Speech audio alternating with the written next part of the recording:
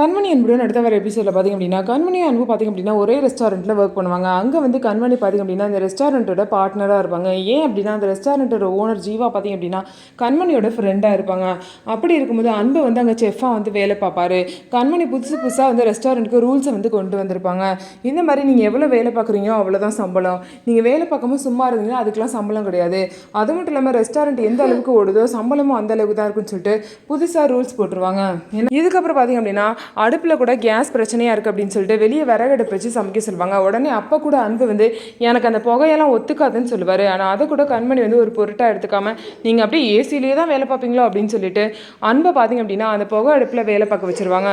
இதனால் பார்த்திங்க அப்படின்னா அன்புக்கு வந்து அந்த புகையெல்லாம் சுவாசிச்சு லங்ஸ் ப்ராப்ளம் வந்துடும். இதனால் அன்பு பார்த்திங்க அப்படின்னா அடுத்த நாள் வேலைக்கு வர மாட்டார். பார்த்தா செக் பண்ணி பார்த்தா வீட்டுக்குள்ளேயே மயக்கம் மட்டும் கிடப்பார். அதுக்கப்புறம் கண்மணி அவங்க வீட்டில் உள்ளவங்களாம் பார்த்திங்க அப்படின்னா அன்பை வந்து ஹாஸ்பிட்டலுக்கு கூட்டிகிட்டு போவாங்க. டாக்டர் வந்து அவர் லங்ஸ் ரொம்ப அஃபெக்ட் ஆயிருக்கு, அவர் நிறைய புகையை சுவாசிச்சிருக்காருன்னு சொல்லும் போது கண்மணிக்கு வந்து அப்போ தான் ரொம்ப கஷ்டமாயிடும். நம்மளால தானே வந்து அன்பு வந்து இந்த புகையில வேலை பார்த்தாருன்னு சொல்லிட்டு அப்போ தான் யோசிப்பாங்க. அன்பு வர ரொம்ப கிரிட்டிக்கலாக இருக்குன்னு சொல்லிட்டு டாக்டர் சொல்லுவாங்க. ஸோ இதுக்கப்புறம் அன்பை வந்து எப்படி காப்பாற்ற போகிறாங்க, என்ன நடக்க போகுது அப்படின்னு சொல்லிட்டு வெயிட் பண்ணி பார்க்கலாம். நம்ம வீடியோ உங்களுக்கு பிடிச்சிருந்தா நம்ம வீடியோவை லைக் பண்ணிக்கோங்க. மறக்காமல் நம்மளோட சேனலில் சப்ஸ்கிரைப் பண்ணிட்டு பாருங்கள்.